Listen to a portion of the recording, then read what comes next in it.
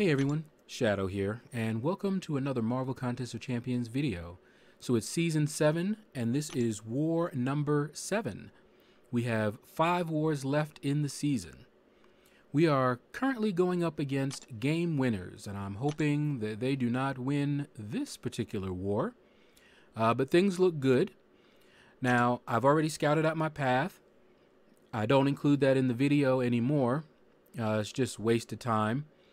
And I didn't see anything that would keep me from going in with my standard attack team. And in fact, I saw several places where Corvus would be able to pick up a mission. So I was very happy seeing how my path was laid out. Now, this first fight is against a science champion. And as you'll see in a little bit, thanks to Scouter Lens, I can tell that they are rank 3. So the Scouter Lens bot, I didn't bother using that. You can find a link to the Scouter Lens bot in my description. So I decided to go in with Corvus just in case it was someone that I could get a mission on. And I actually lucked out. It was OG Spider-Man. So I can get an evade mission. So I just needed to get him to evade, which is why I backed off there. Start hitting his block. He evaded. Now I just need to get a heavy. Now watch this. Isn't that fun and interactive? So he evades out of the middle of my heavy and then fires off his special. There is absolutely nothing I can do at that time. Okay, no way I can recover. I'm still in the middle of my heavy. Fun and interactive. But I was able to get him knocked down the second time I attempted it, and I was able to pick up the mission. Maybe I should start trying to fire off specials to get him to get knocked down and get that mission. But for now, I've been doing the heavy, and that time I was unlucky, but other times I have pretty good luck with it. All right, so as you can see, they didn't put anyone on the next node, which was node 19. So now we're coming up against a mutant champion on node 25. And I'm going to do something a little bit different in this video. I keep talking about the Scouter Lens bot. Here. This is a screenshot from my line chat. This is what I put in for this particular node. All right, so you can see up at the top the command that you have to use for the Scouter Lens bot. T2, that is our current tier. N is the node, 25, node number. 60,363 is the health of the champion on that node. 6945 is their attack, and of course mutant is their class. So I put that into the Scouter Lens bot, and he came up with these two. So he didn't have a precise answer for me, but he can narrow it down and tell me you might be facing a 6-star rank 1 Cyclops or a 6-star rank 1 Deadpool X-Force.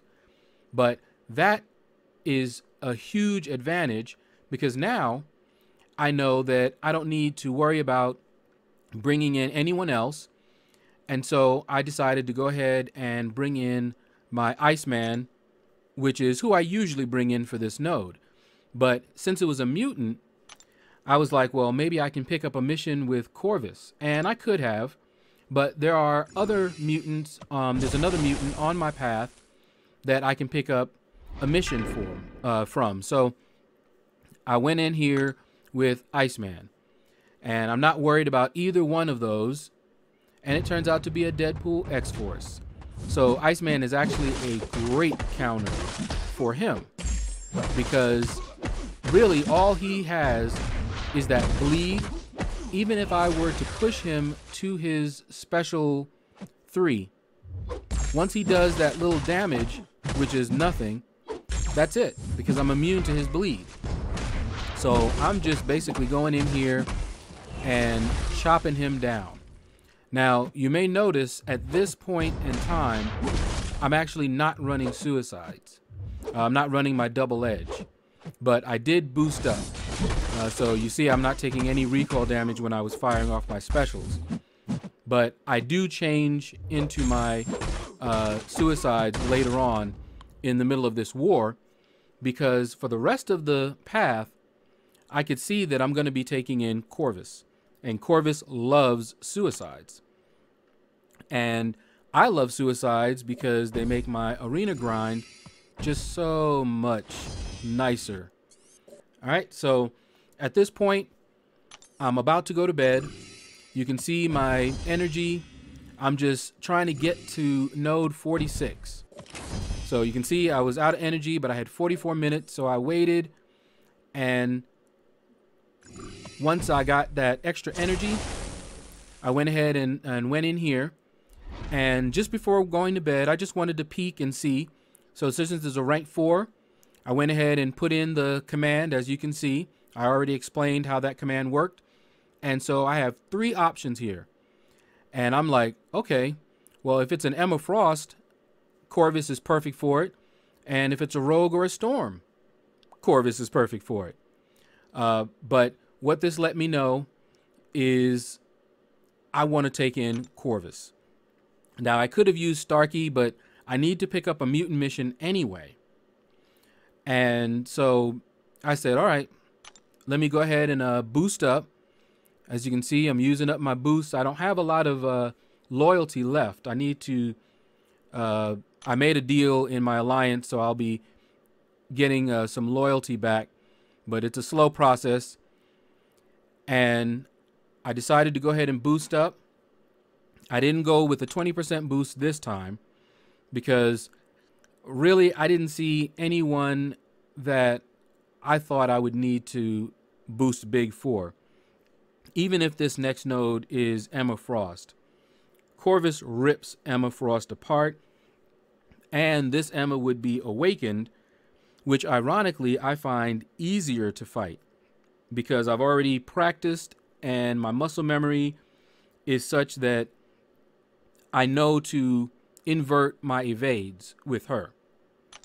It's actually more difficult for me to deal with an unawakened Emma Frost. All right, so of course I took a little bit too long. This is some of what you don't get to see normally. I'm leaving it in this time, but normally I edit all of that out. But, you know, typing in the command, then, you know, that usually takes a little while. And then I have to boost up. I include that because my alliance wants to see my boosts and all that good stuff. So it turns out to be a rogue. All right, and the tricky part about Rogue is that she shrugs off debuffs faster than other champions, and then if they have Limber on top of that, she can be a pain. But you can parry her, and since I have parry maxed out, all that good stuff, you can parry her and attack her very quickly. And then look at that. She was left with 1% health. I'm really sick of seeing that 1%, especially when it got me wrecked in the monthly quest. That was annoying. But in any case, we got her down. Not too bad. Corvus has 2 missions. And here we've got a tech. So that's going to be another mission. And as you can see there, it's telling me it's Vision. And I'm just like, yes! Vision is easy to fight. His special one is easy to evade. But more importantly, he's also an Avenger. So that means that I'm going to be able to have all 4 missions completed for Corvus. I don't always get that. It's very rare that I'm able to get all 4 missions completed on my path. All right, so here we go. We are evading it. And the thing about Vision, you don't want his synthesize to push him to an L3. So you want to bait out his special one as much as possible. And you don't want to push him past a bar and maybe a little of power before you start trying to bait out that special one. So down went Vision, very easy. All right, so next up we've got another tech. And this is a 6-star unawakened. And as you can see, the Scouter Lens bot says that it is a Sentinel. Yes, Monsieur Sentinel. And again, I'm very happy because Corvus is a great counter. When you're fighting Sentinel, you don't want to repeat attacks. Well, Corvus's big damage rotation is a medium, light, medium. Like you just saw, medium, light, medium. That's how you normally want to fight with Corvus to maximize his damage anyway. And so it's perfect. As you can see, this Sentinel is not getting any charges, and down he went. And of course, he did have that 1% that you guys saw again, which is why he was able to fire off at least one of his special 2 missiles before he keeled over. But he went down pretty nice, pretty easy, pretty smooth. Now, we've got our mini boss, and it's Yondu.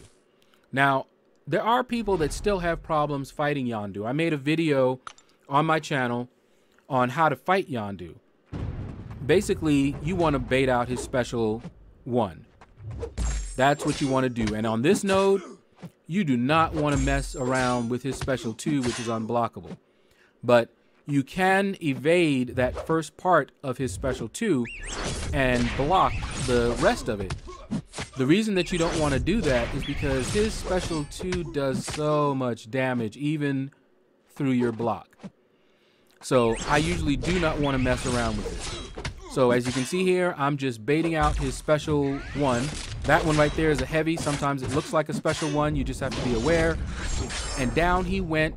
That was a perfect Yondu fight. That is exactly how you want to fight Yondu. All right. So we were able to complete the path. No deaths. And according to the report, everything is looking like we're going to get this win. We have a good advantage, so let's see how we did. And as you can see, we were able to pull off the victory.